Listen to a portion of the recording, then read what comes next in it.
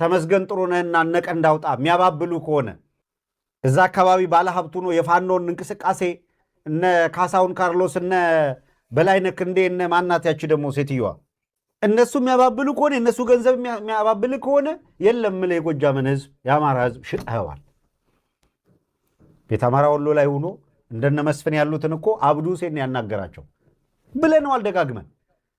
ከወሎ አካባቢ ያለ ፋኖ ለማስከዳት እዛው ወሎ አካባቢ ያለው ነው የሚሰራው። ዛሬን ጨምሮ ከጎንደር እነ ከሌ ከዱ እጅ ሰጠ ሚል ማን እነ ይርጋ ሲሳይ አይደለም የሚሰሩት?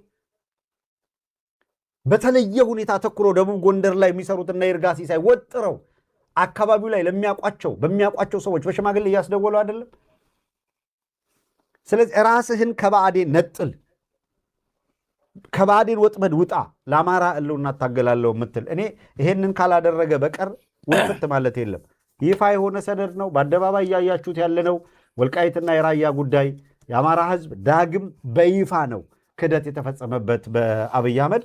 ይሄንን ሰነድ የተለቀቀው በእርግጠኛነት የምነግርህ ቲፒኤልኤፍ አሁን ገፋ አርጋ ወደ ጦርነት ስትመጣ ነገሩ ኮሽ ማለት ሲጀምር ከአማራ ህዝብ በኩል ያለው ምላሽ አዩት።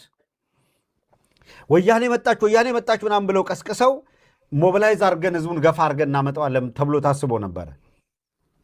ለጫውታው ድምቀት ከጀርባ ተቀምጧል እኮ መጨረሻ ላይ አይደለም የሚክደው።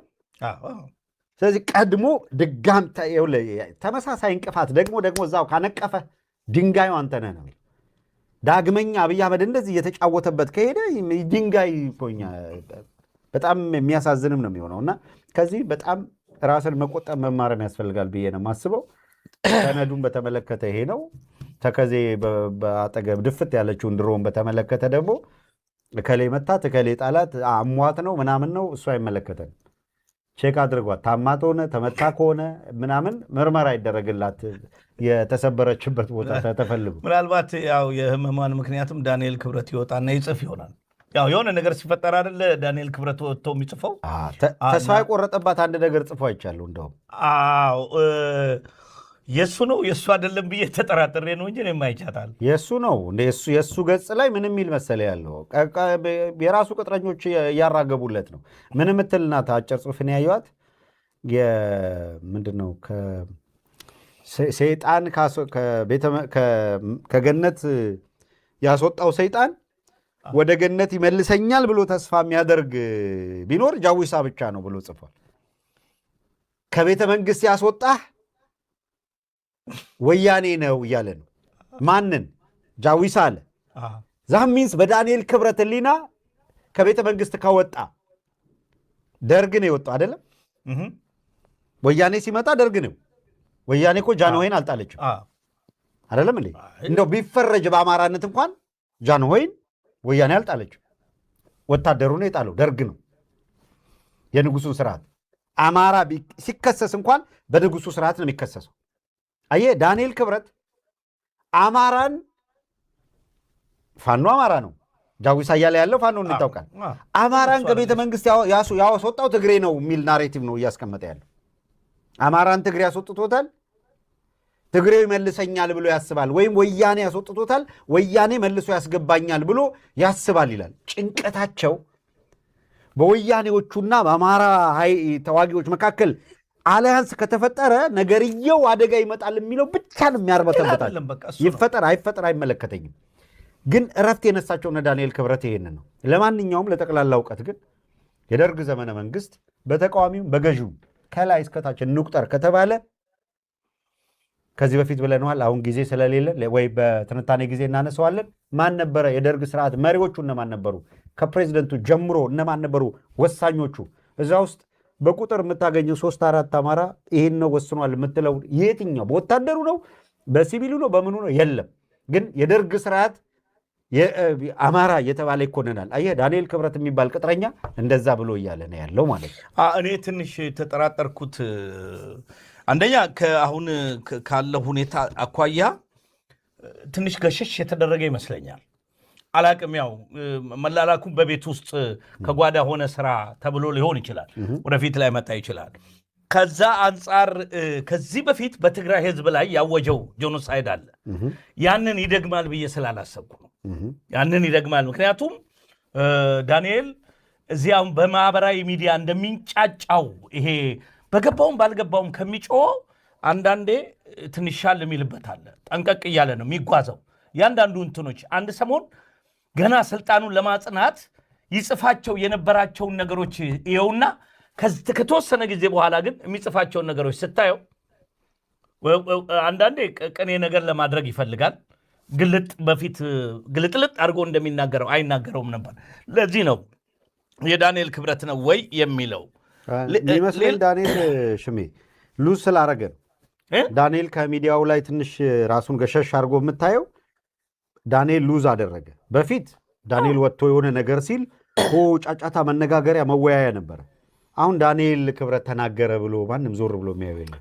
እንደ ጉዳይ ስርዓቱም ምንድነው መሰለ ከነበረው ይሄ የነ ታየ ደንዳሃን ሌሎችንም እነ ሚልኬሳ ስለሱ የተናገሩት ነገር የአብይ አመለካከት ላይ አለ አይደለ? ከዛ አንጻር እኔ እንዲያውም በቅርበት ዝግሃል የሚል አባባል ሁሉ እንዳለ አብይ አህመድ በዳንኤል ክብረት ላይ የቅርብ ከሆነ ሰው ሰምቻለሁ። እና ዳንኤልን ምልህ በጣም በተለየ መልክ እንትን ላየው አልችልም። ባንዳ ነው፣ ተላላኪ ነው፣ እየተላላከ ነው። እኔ ግን አሁን ምልህ ጆኖሳይድ አወጀ። ከዛ ደግሞ እንደገና መጥቶ አስታርቆ ሽልማት ሰጭም ነበር አይደል? ካጠገቡ ነው። በአጋጣሚ ግን ይኸውልህ በጣም እርግጠኛ ለመሆን የዳንኤል ክብረት ኦፊሻል ፔጅ ነው። በዳንኤል ክብረት ኦፊሻል ፔጁ ላይ ይኸውልህ ከገነት ያስወጣውን ሰይጣን መልሶ ገነት እንዲያስገባው ተስፋ የሚያደርግ ሰው ካያችሁ ጃውሳ ማለት እሱ ነው። ራሱ ዳንኤል ክብረት አሁን አመንኩት።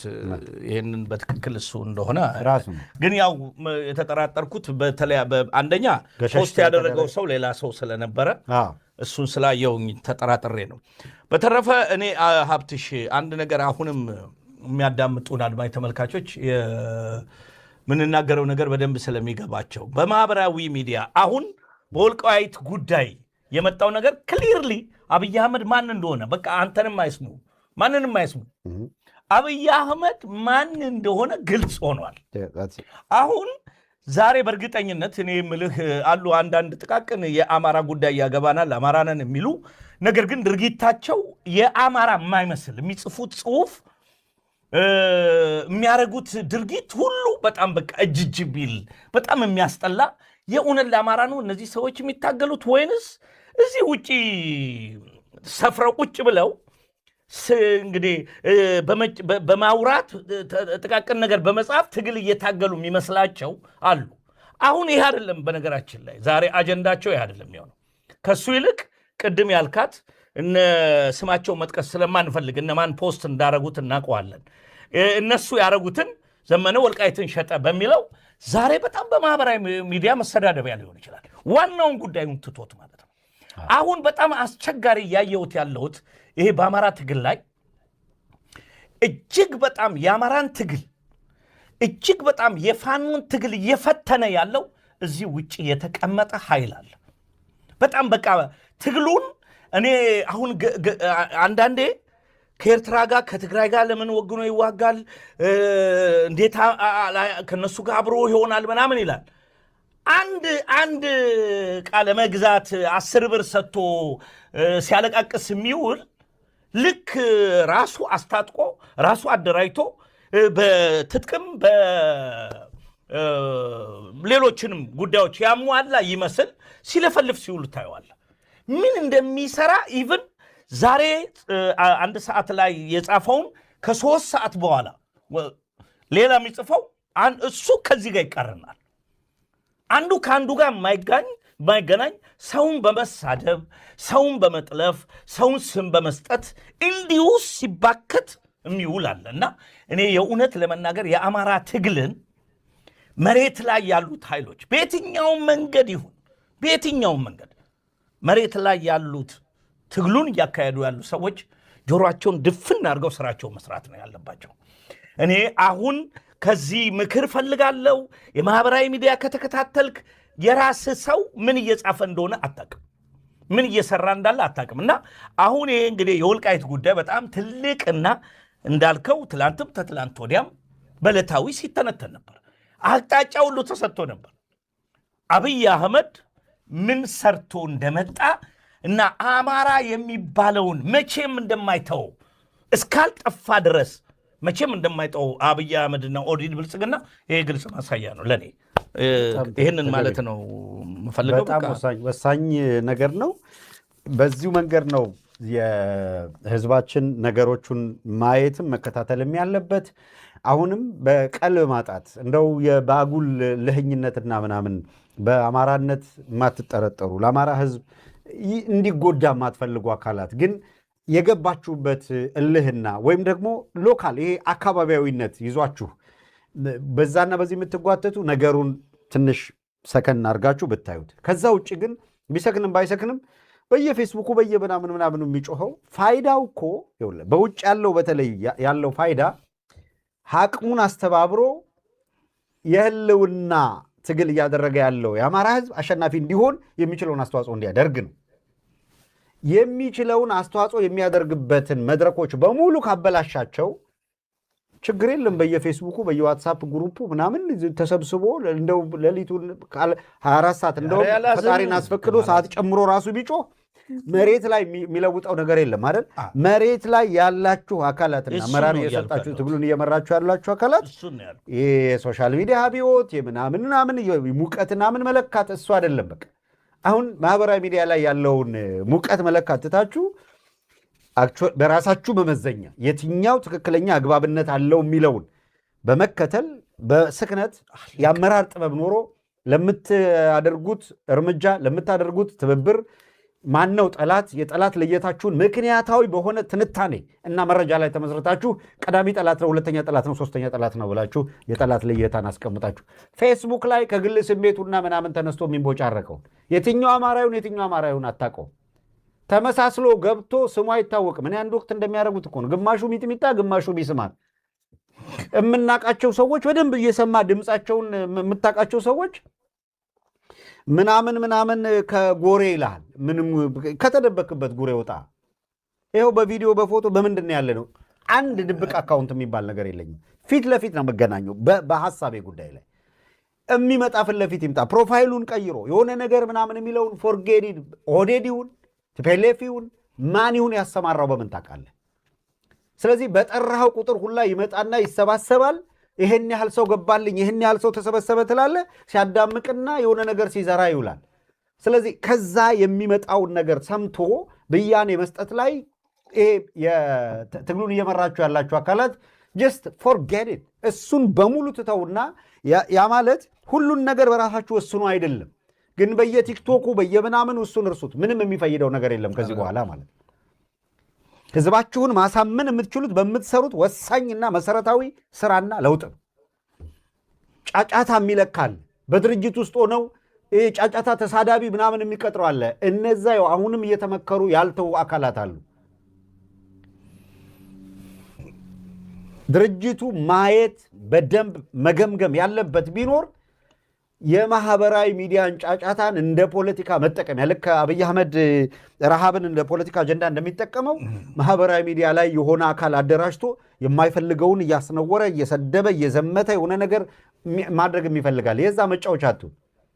አንዳንድ ሰዎች አቅል የሌላቸው አንድ እዚህ ለኦህዴድ ቅጥረኛ ሆኖ የሚሰራ ነውረኛ የመጨረሻ ለአማራ ያለው ጥላቻ የሚዘገንን ጥላቻ ዘመነንና የተወሰነውን ግሩፕ ይሄን አሁን የተፈጠረ የተባለውን ድርጅት ለመምታት የጎጃም ቲም የምናምን እያለ የሰራውን ፕሮግራም ብለው ሼር ያደርጉታል። አማራ ነኝ የሚለው ሰውዬ